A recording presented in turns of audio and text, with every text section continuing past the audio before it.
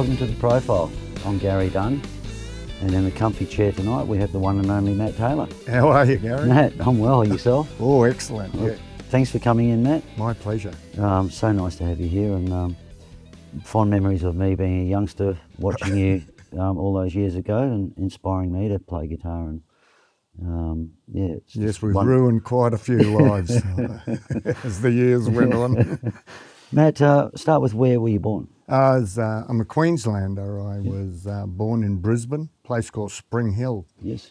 And I still go back there every now and then, but obviously I came over here in about 73 and was living on a commune down south at a place called Balingup. Hairy-legged Earth Mother country.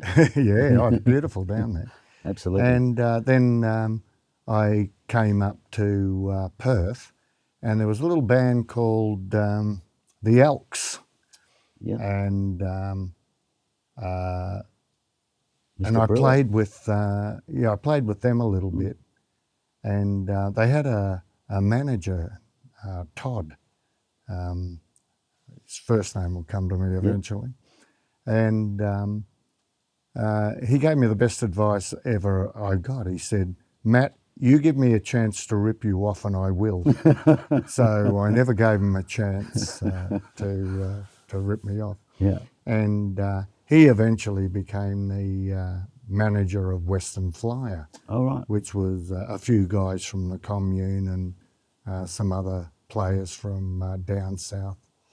So Western Flyer was your first sort of real band, if you like, and Well, Chain. This is years after Chain. oh, okay. Well, we got to go.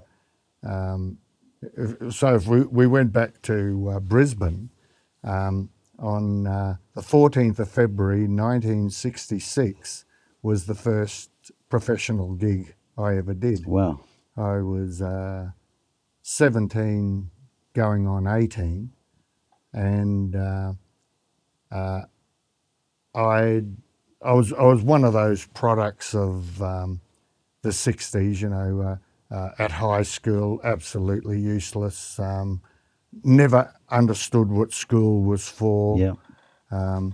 And a really interesting thing happened. I went home from school one day, and my dad, he's an old Liverpudlian. "Come over here, Matty. Have a look at this." And we had a look at the paper. And he says, "These blokes are from the old country." That's what they used to call it. And he says, and they're called the Beatles. And I said, "They got long hair. They must be gay," but we didn't use that word in those days. And my dad just laughed. But the next day I went to school, and a fellow named Michael Marr, who I just caught up with a few weeks ago, he cut it out of the paper, and he said, "Matt, did you see this in the paper?" And I said, "Oh yeah, they're probably gay." And he says, no, "There's something in this." So he said, "Look, during the lunch hour, let's go to a cafe with the jukebox where you're not allowed to go in school uniform, and we'll have a listen." So myself and Michael, we go down. We've got 6 bob between us, 6 shillings. And it was two bob, and I think you got 2 plays. So we listened to 6 Beatles songs, and walking back to school, we looked at each other and said, "Let's grow our hair long." Yes. That's how quick it happened. Yeah. It was just, that generation was just waiting for something that would just turn them on. And my parents, I was the only one in the family who wasn't musical. My sister played the piano. My dad sang and played the piano. My mum sang, and they entertained the troops during World War II in what they call concert parties. Yeah. And so I'd go along to all the. My dad was a trammie, and we'd go along to the concert parties, the Tramways concert parties, and the Bee Gees would come on. My old man's a dustman. I saw them. I never saw them after. I only ever saw them when they were singing "My Old Man's a Dustman." I think we interviewed Jim Sheraton a while ago, and he actually played with them and at the times, drummer and Yeah. Oh, that's great. Well, once I heard the Beatles, and probably like most of the guys you interviewed, whether they said it or not, at the back of their heads it was, oh, I can do that. And so from being non-musical, but in reality I'd been taking it in my whole life. So you were already playing an instrument at that time? No, nothing at all? Hopeless. So that was a turning point in your life where you thought, well, I'm going to do this. And the funny thing was that I started, I'd get the Beatles songs and I'd make up dirty lyrics and sing it to the kids at school and stuff, you know. So, sounds like Mark Whitehouse. Yeah, but being very naughty. And little did I know that, you know, I'd use that to write, you know, sitting here probably 300 songs later. Wow. And so that Beatles thing, it just turned on a light bulb. To this, it's like the penny drops. Yeah. And I was a professional musician 2 years after that. So you bought a guitar and started learning how to play guitar? I bought a guitar and didn't even realise that an electric guitar had to go into an amplifier. I don't know how I worked it out, but you know, so I was just, I just started from scratch. Yeah. And one day I bought a magazine called Fabulous. And Fabulous magazine was always 3 months late because they had to come out from England by boat. So I'm going through Fabulous and I see a picture of a band and they were just me. I had never heard them. And who was the band? Little did I realise that this band would turn me onto a music that I'd play for the rest of my life. And of course, that's the Rolling Stones. Wow, yeah. And so even at this age, the first album I ever bought was Please Please Me, the Beatles' first one. And I loved the Chuck Berry song, so I bought the best of Chuck Berry. Yeah. Loved the Little Richard, bought the best of Little Richard. And then I heard the Rolling Stones, and the very first day it came out, I bought it, ran home, got my sister's radiogram, put it down, started listening to it, and my dad walks in, stands in front of the radiogram. Matty, what's that shit? So Dad was not impressed with the Rolling Stones at all. Yeah. But the thing I heard was blues harmonica. Yeah. And of course, my dad was a harmonica player. We had harmonicas all over the house. Never touched them. That was old man music. I'm a young fella. I'm not playing old man music. Yeah. And all of a sudden I'm hearing, you know, all of these English guys playing harmonica, and it sounded incredible. So I got every harmonica in the house and tried to play along. Couldn't figure it out. As it turned out, my dad had every harmonica except the one you can play blues on.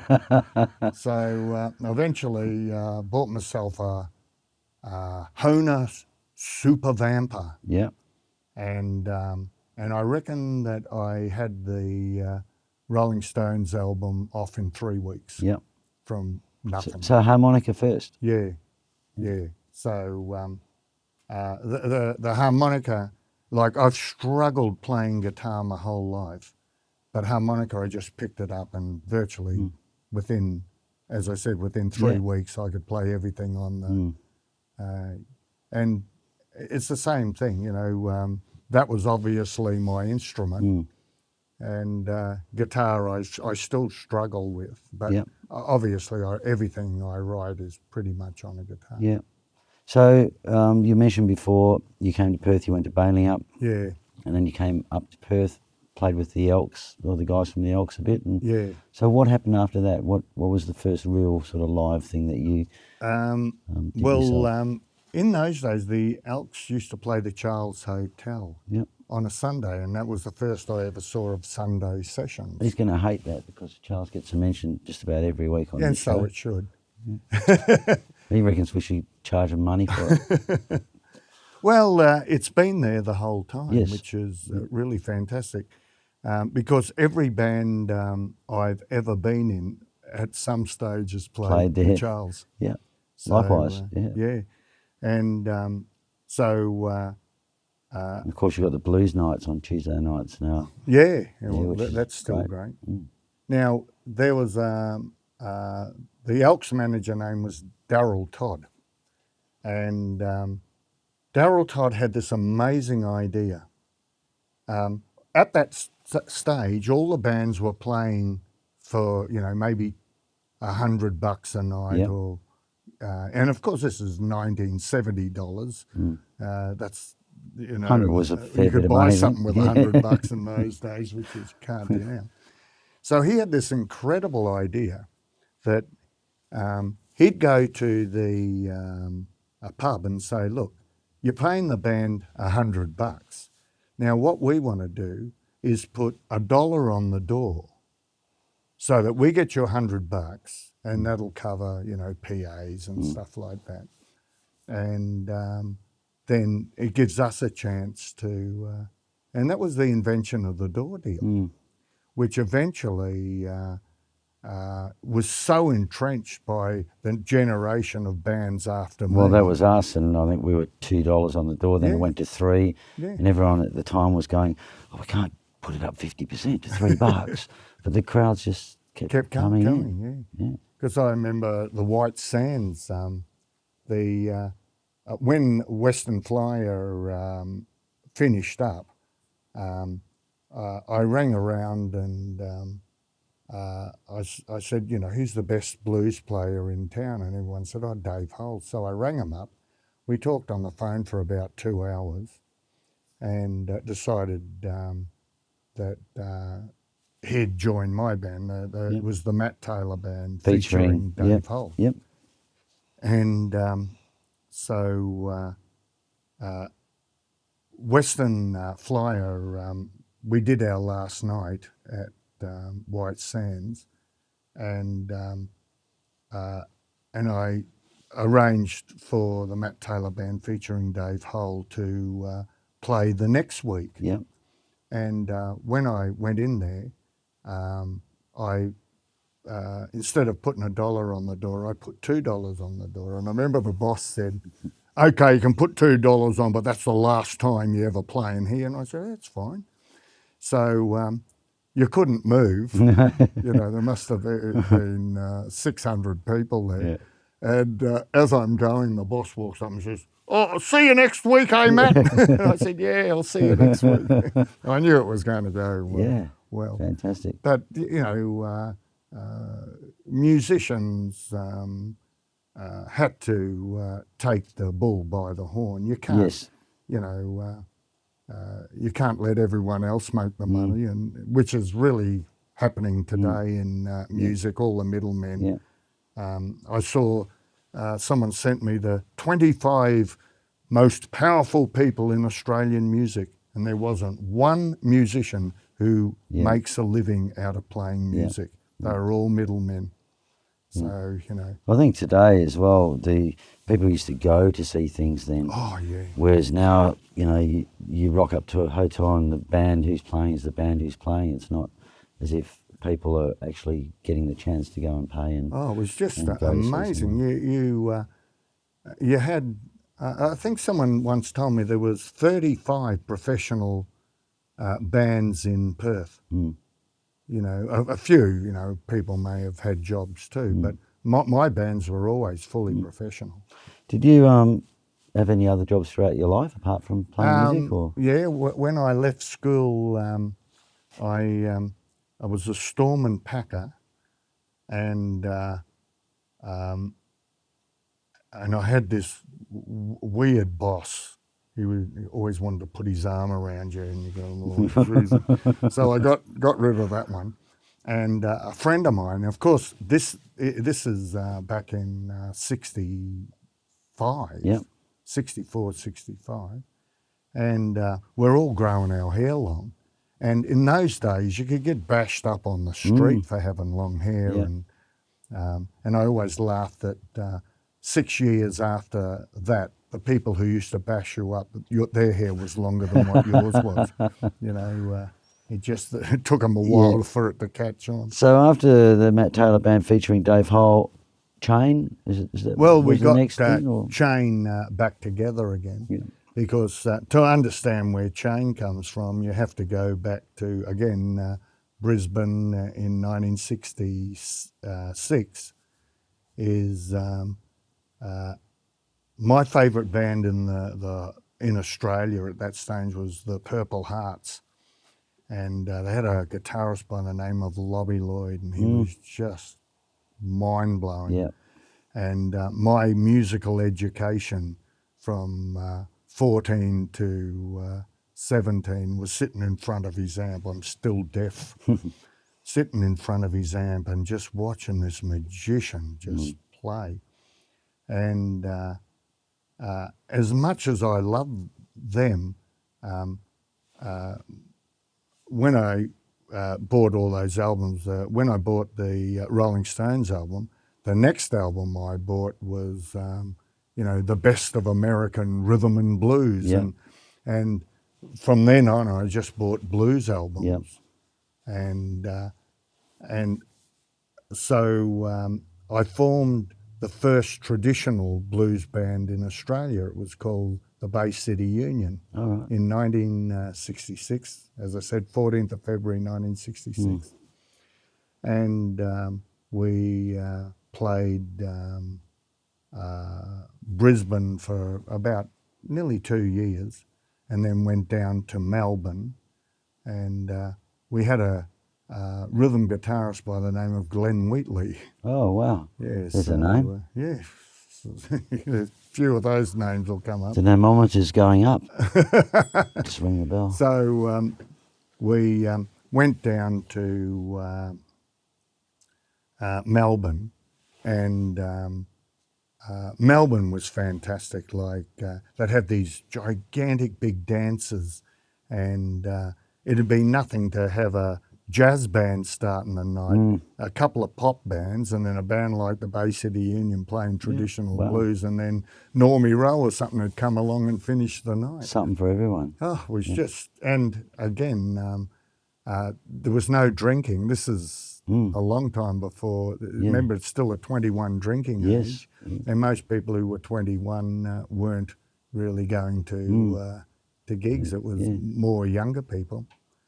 And they had all the discos too, the Thumping Tum and the Biting Eye, and all of these incredible little gigs that you could do late at night. And Bertie's and Sebastian's, which became really quite famous. And eventually pop started to really just eliminate everything else. Yeah. And for about 3 months, blues had this reputation of emptying dance floors. So I couldn't get a gig. So I wasn't going to play anything but blues, and that was the end of that. And I started writing songs. Yep. And I wrote songs in a blues feel, and then I just started writing songs, and eventually got a band called Horse, and we mainly were playing Ballarat and playing out of town. And one night, Lobby Lloyd, my old hero from the Purple Hearts, brings in an old schoolmate of his, and he says, "Matt, I'd like to introduce you to an old schoolmate of mine, Billy Thorpe." Oh, wow. And I thought, what, Billy Thorpe? Sick and tired, Mashed Potato, you know, had all of these hundreds of hits. So Billy Thorpe's big one. And I thought, what on earth would he want to meet me for? And Lobby said, look, Matt, as far as we're concerned, you're the man who's kept the blues alive in this country, you know, in some pretty hard times. Now, I'm going to come into Melbourne, and we're going to start a blues rock band, which will be Billy Thorpe. It might have been an Aztecs or something, I can't remember, with Lobby. And I thought, gee, that's really nice of them. And I said, look, if Billy Thorpe wants to play blues of any description, it can only be fantastic. Yes, absolutely. And within probably a month of that, already I started to be in demand. Yeah. And this was the supergroup era. Yeah. So all the pop guys get together and they form a band called, what were they called? It'll come. And all the alternative guys, that's anyone who wasn't playing pop music, formed a band called Genesis. I should have got the name registered. But there was also a girl named Wendy Saddington at about the same time, and she was a soul singer, did a lot of Aretha Franklin stuff and everything like that. And there was a band from Perth called the Beaten Tracks. All right. Who was in that band? Pig Morgan. Yeah. And at that time, Phil Manning. Phil Manning had come over to Perth with the Laurie Allen Review, and they broke up in Perth. And the Beaten Tracks had just lost their guitarist, a fellow named Dave Hole. it's all intermingled. Yeah, well, I can tell Dave you. did talk about this when he was on. Yeah. And so Phil Manning takes his place. They go back to Melbourne. They were a real good band. And Wendy sees them and says, how would you like to be my backing band? And she said, look, I don't like that name, the Beaten Tracks. So change the name. So this is the story according to Phil Manning. So they're all sitting around a table thinking of, the brave men of, Akashic, all of these crazy names. And Wendy just slaps her hand on the table and says, just call the fucking band Chain. That's how it started. That's how Chain got its name. And it was basically named after an Aretha Franklin song called Chain of Fools. Yes. So that's how it got its name. Wow. So there were many different lineups of Chain. There was about 3 or 4 different lineups before I joined. Yep. So basically, I'm in a band called, get your bell ready now. Oh, no worries. I was in a band called Genesis. And I used to go into the big booking agency called Ambo, I think it was. Yep. And I'd be waiting to see all the big, heavy duty dudes there, to get gigs and everything. And I'd be talking to the office boy. And the office boy was 17 years old. He'd just left school. His dad was calling him a bum because he didn't finish his senior year, but he wanted to get into show business. And this kid had more front than Myers.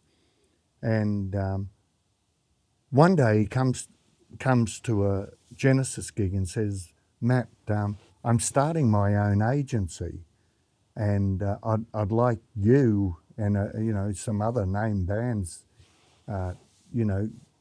Could you join our agency? And I said, you're a bit young. He says, no. He says, Matt, I can do this.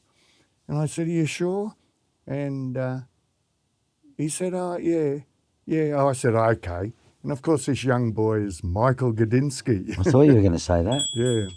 So Michael starts getting gigs for Genesis, and it's doing really well.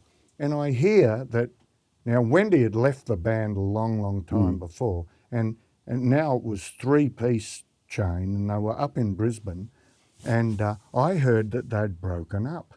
So I had a great guitarist by the name of Timmy Piper, and he'd gone back to New Zealand, so I needed a guitarist, and I needed one quick. So I sent a telegram. Remember those? A little yellow telegram. Sent it up to Phil Manning in Brisbane. Phil, come down and join Genesis. Plenty of work. Blah blah blah. About 2 days later, I get a letter, and it says Chain hasn't broken up. Why don't you come up and join Chain? So I go and see Michael. I say, Michael, I've got some good news and some bad news. We'll start off with the bad news. I'm going to have to break up Genesis. Oh, Matt, you'll be recording soon. It's all going. I said, but the good news is I'm going up to join Chain. And he said, what, you and Chain will be together? I said, yeah, that'll be the new Chain. And he says, only if I can be manager. He says, you make me manager of that band, and by the time you guys get back to Melbourne, you'll be the biggest band in town. So I got up there on a Wednesday, and we were going to play that Friday. So we virtually just had 2 nights to get off everything we knew between us. And so we just, got off every song that we knew. And the end of the night, we're packing up, and Phil is sitting there, and he plays dum da da da da da da da da da da da da da da da da on his guitar. And I go, Phil, what's that riff? It's fantastic. He says, oh, just something I'm mucking around with. So I said, Phil, I've always wanted to do a work song. You guys just sit down, have a cup of tea. I'm going to sit over there, write down a whole pile of words, and we'll do a work song. So we wrote Black and Blue the first night we were together. Wow. Yeah. And we did it that Friday. That was a hit. Yeah. Oh, massive hit. Oh, massive. It was in Melbourne at that time. Remember, this is 3 or 4 years before Countdown. And the top radio station was 3XY.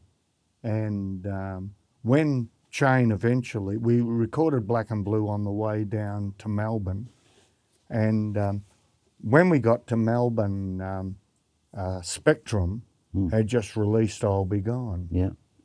And it was #1 for 7 weeks on the 3XY chart. Yeah. And the 3XY was the top radio station. And Black and Blue comes along, and we knock I'll Be Gone off the top of the charts. And we were #1 for 18 weeks. Wow. And it took a little song called Eagle Rock to get by rid of Daddy Cool to knock Black and Blue off Wow. the charts. So if you add all that up, one chart in Australia virtually had Australians as #1 for an entire year. Yeah. And now that's never happened. It was unusual. Before. Yeah. It's never, maybe it'll happen again. But people forget that there was an amazing music scene before Countdown was even envisaged. Yeah. And in fact, to this day, I think Australian music was going in its own direction, and it was virtually stopped by the power of Countdown. Yeah. And bands virtually just had to conform to. And then disco happened a few years after that. Yeah. Put a lot of us out of work. Yeah, well, Couldn't dance. That's the nature of the business, Yeah. But managed to survive for 50 years as a professional musician. So Very good. yeah, I can't complain. I've only been live that long. But, So today you're currently with Chain. Has it come full circle for you? And Chain, we may do 8, 9 gigs a year. We don't do many. And we just did one called Mitchell Creek.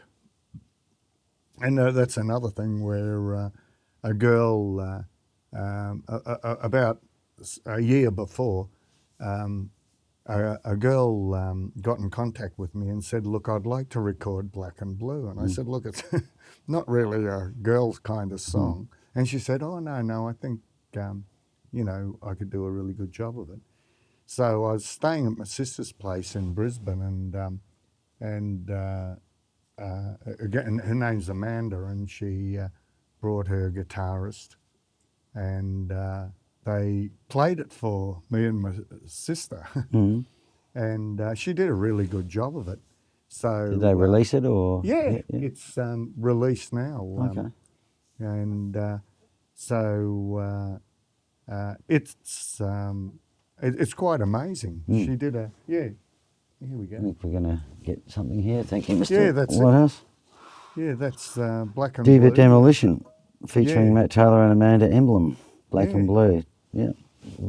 Did I get that right there? Diva Demolition. There's a bit of a plug for you, Matt. Yeah. Well, let's hope that it. I don't even know how you sell things these days. Yeah. Everything's virtually free on.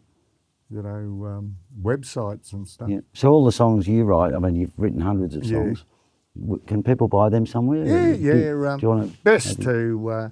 I can never remember my own websites. Go to Google. Address. Matt Taylor Go to Oz Google, Blues. but put in Matt Taylor Oz Blues, OZBLUES. Don't put in Matt Taylor, or you get the Matt Taylor Justin Bieber impersonator, Matt Taylor soccer player, Matt Taylor boat builder. Right, the blues guitar player. But if you put in Oz Blues, it comes up. Well, I believe here in the bowels of Procopy we have 16-track reel-to-reels. I wouldn't be surprised, somewhere. Is that correct? Just over there and behind that cupboard there. You're going to get them out one day, mate? He is. Yeah, it's an amazing thing, because a lot of those old tapes, like Chain, the biggest album we ever had was the first, and it was Toward the Blues. And when we wanted to remix it about 2 years later, we went and saw Michael, and he says, look, we had to take all the tapes that we had to Sunbury 74, and they recorded over them. Yeah. Like that had never happened today. But well, it does, because we don't get any funding for this show, and we're looking for terabytes and terabytes and terabytes. Strawny over here is always hassling to get some more terabytes, because we have to then rub over the stuff we've done, which we don't want to do. But, none of us have got any money, so if anyone's out there that... Okay, well, throw them some dough. So what was the favourite Perth band you saw live? Being a blues man, most of the, the blues clubs bands have been the most appealing to me.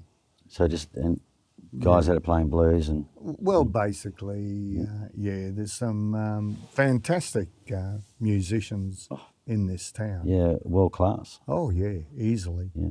And I still do a bit of work, sometimes around Anzac Day and stuff. We'll put a little band together, and it'll be fantastic. Yeah. But they're that's where I usually go. I'm not that into pop music. No. And I do prefer. I know it's hard. I do prefer bands playing their own stuff. Yeah. but you know, if you want to make a living, it's much easier to just play the hits of the day and play what's popular. Yeah. And that's what everyone's done for everything. That's what the Beatles did. Exactly. They just played what was. They were a cover band basically, and then eventually found that they could write amazing songs. Yeah. Amazing songs they wrote. Millions of them. Well, just brilliant. I went to Liverpool and sat on John Lennon's bed. I thought that was fantastic. Yeah. Amazing. Liverpool's a great place. Oh, it is. Played my soccer team last night, Newcastle United. They didn't win, so that was good. Look, yes. We've well, got see, I'm an old Everton. Oh, yeah. Our family comes from Liverpool. Okay. Yeah. And you went for Everton rather than Liverpool. Oh, yeah. Well, the Taylors would have called Liverpool the new club. You know, Everton was the original old club. You know, what these new blokes on the They've won a few more things than Everton. would you like to sign the guitar? We're going to auction this off on Telethon, and we've got some absolute wonderful names on there, and more to come, obviously. So we'll see if we can raise some money for some unfortunate people. Thank you, Matt. That's most kind of you. Wonderful. I don't think the guitar. Who's that beautiful? Rossiter, that was Jim Rossiter. I thought it was. And he does a good likeness, and then likeness of himself. Paul Ewing underneath him. Obviously, Rick Whittle took most of the space with the octopus, they call him. John Pekovic named him the octopus, so he had to take all the space because he's got eight arms and legs and plays with tentacles coming out here. And no, he's an amazing player. Did a gig recently for Pecco actually with Dave Hull, Rick Whittle, and John Meyer and Mick Glendinning, and it was amazing to be in that company and play. Well, I've been lucky enough to play with Meyer and Dave Hull and just brilliant guitarist. You should watch a few of our episodes because they've all mentioned your name. You obviously haven't seen it, but look, what does the future hold for you, Matt? I'm 69. My favourite number. Good number, isn't it? Fantastic number. Yeah. And I still write songs, but basically I've got probably 70 odd cassettes with ideas on. And cassettes, yeah, remember those? Well, you know, Procopy is the place to bring those because for a really competitively cheap price, they'll put them all on digital format for you. Yeah, well, definitely. Well, the thing is that they're only ideas, and I pulled out 5 of them about a year ago, and from those 5, I wrote virtually a whole CD. Because you go, wow, you forgot about, or they sounded. You think, I can't even remember thinking of that idea, and it's really, especially if any young kids are out there, put everything on tape, every thought, every idea, put it on disc or something, and go back to it later. And I've got all the mini discs and everything, and DAT tapes. And I'm not even up to those. So if I live to 120, I don't think I'd be able to get through all the ideas that I've. Well, all your mini discs, your DAT tapes, your tapes, anything you got, anything on, bring it to Procopy and get Mark to transform it for you. Okay. And I'll make sure he looks after you, like he does everyone. Let me do it right for you. Yes. Okay, sounds pretty good. So, do you collect anything, Matt? Amazingly, I collect Russian medals from World War II. Wow. Yeah, when I played in Germany just after the wall came down, and the Russians were selling all their medals and everything at the Brandenburg Gate. Wow. And the highest award is the Order of Lenin. And not John Lennon. No. No, you're joking. So the Order of Lenin, you know, gold, and I bought one for about $600. Wow. And Is it worth more than that today, or? well, I sold it, but it's worth 2,000 today. Okay. But it is incredibly cheap, you know. All those great battles that really changed history. Yeah. Stalingrad, Leningrad, you know, the Caucasus where they're still fighting. Yes. And I just was buying all their medals, and it became a bit of a. I got a bit crazy at one stage and just Bought too many of them. I bought far too many of them, but it's historically, you know, the USSR was the great enemy of America, USA. of Britain, everybody. yeah, and, of everyone. you know, but Cold War. basically, you know, just people like us. In fact, I really enjoyed the company of the Russians. So, what would your favourite TV show have been? Hogan's Heroes, maybe, or growing up? Oh Or? God, no. Now this is going back when TV first started in Australia. There was this show called The Grey Ghost, All right. and no one ever mentions it anymore, and for a very good reason, is that it was about a Confederate soldier, All right. and he was the hero. And at school, we'd all be Confederates and Yankees and shooting each other, and I'd always be a Confederate until I found out what the Confederacy was about, keeping slaves. Yes. So I became a blue coat after that immediately. Yeah. I think they were defeated anyway, so... They certainly were. What would you put on your gravestone, Matt? Oh, God. Well, I won't be putting anything on it. And there won't be a gravestone because I'll just get burnt. Get cremated? Yeah, I've got no qualms about that. Yeah. And you know, people have all got their own stories about me. Some of them are actually true. Some of them are embellished, and some of them are just plain wrong. But that's okay. It's just life, isn't it? Yeah, it's what people think. That's all that lives on. Yes. You know, their thoughts. You know, I've had a book written, and a biography. Yeah, and you know, most of it's right. Some of it's not. I remember my daughter ringing me up and saying, "Dad, you didn't come to my birth." And I said, "Yes, I did, darling. I was there." And she said, "It doesn't say it in the book." Well, the book's wrong.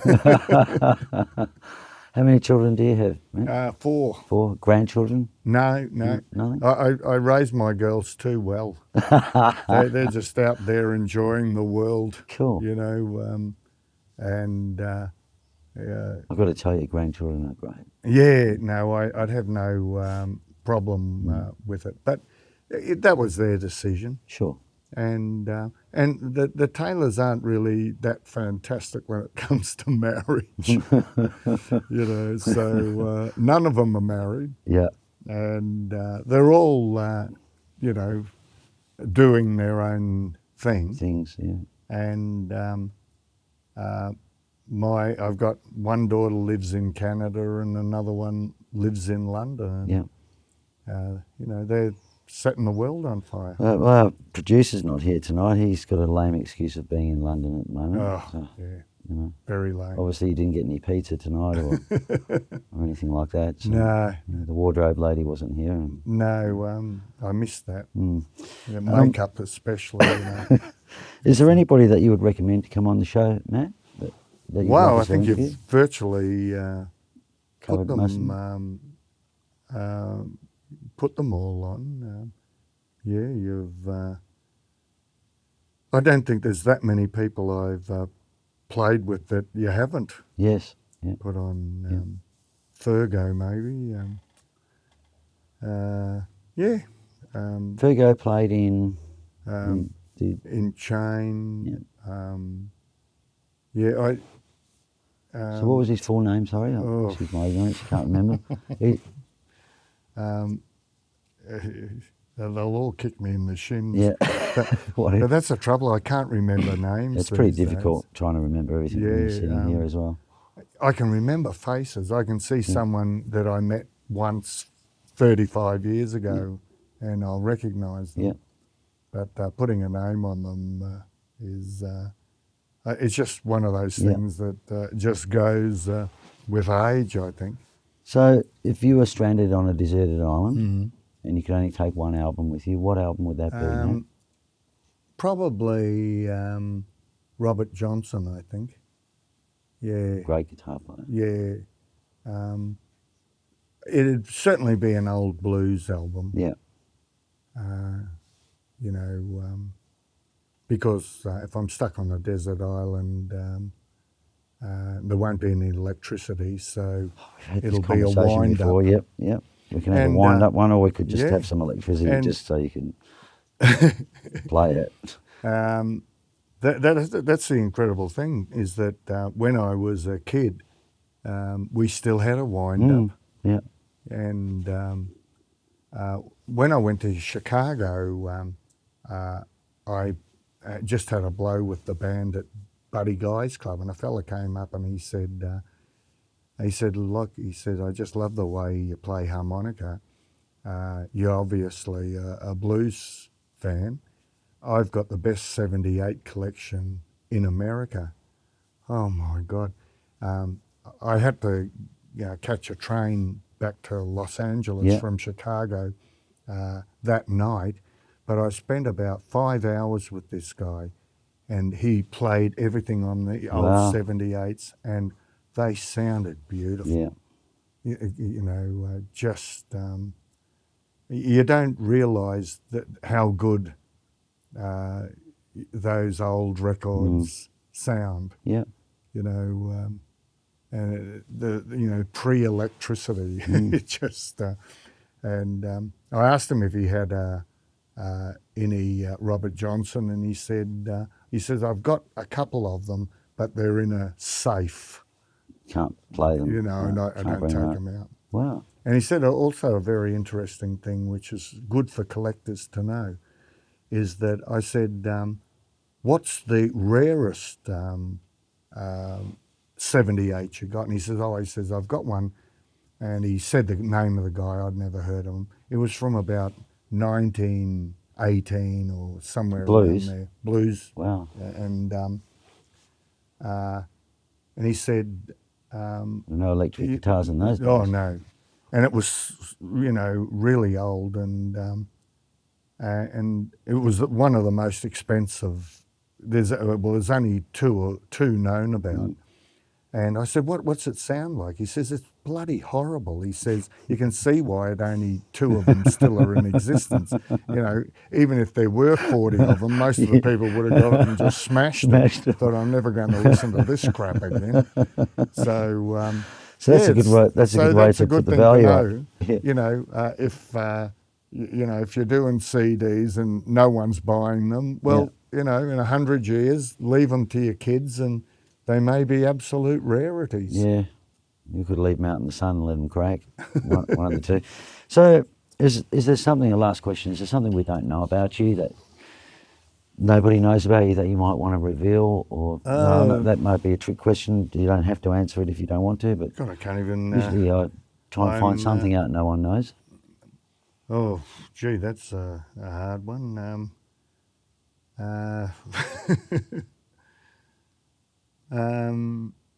No, I can't really. You think you'd be able to, wouldn't you? Must be. Well, there are a few things that I ain't going to say. Yes. But there's. I'm pretty much an open book. Yeah. And if what you see is what you get, and if there's one thing in music I've always done is one, never record something you can't live with. You know, so any song that I've ever recorded, I can live with. Yeah. And just never treat your audience like idiots. Mm. You know, though sometimes they are. Mm. And you know, I see, you know, is everybody, you know, is everybody happy, or you know, and I'm thinking, oh my God, you know, that's your job. Mm. Your job to get them off. Yeah, that's right. You know, to make them happy. Yeah, don't brainwash them. Yeah. Play bloody great music, and that'll get them off. Play from the heart and entertain. Yeah, and that's really the answer to it. And you know, just love it. You know, and that's pretty much. You know, I just love it. Well, I love playing and I love recording. Yeah. And every now and then you might get someone says, oh, look, I heard that song of yours and it changed my life, especially the line that went blah, blah, blah. And they've got the line wrong. Yes. And they made themselves. And I never correct them because that's what they needed to hear. Yes. You know, and if you're, you know, you can be listening to Barry Manilow, and if you hear something and it changes your life, well, then good. Hey, that's what music's all about, you know. Exactly right. It doesn't have to be correct. It's the only thing I think in my life I can be in the moment with. Oh, yeah. Completely in the moment, where no matter what troubles are in my life or I've ever had, I could go on stage and that was it, just that. Oh, yeah. There'd be no troubles, there'd be nothing, just pure joy. And well, that's sure. what it's got to be. Yeah. You know, you can't. I've played with musicians who take their troubles on stage with them, and you can't do that. And you know, that's what I always tell my bands. The only mistake you can ever make is to tell the audience you've made a mistake. Yes. The audience doesn't know. No, that's right. You know, and we make tons of them. Yes. Matt, so nice to have you in here. No, Thank you very much. No, my pleasure. It's a real pleasure to have you, and good luck on your upcoming tour. Oh, yeah, thank you. Thank you. That's it for another episode. Thank you for joining us. Good night.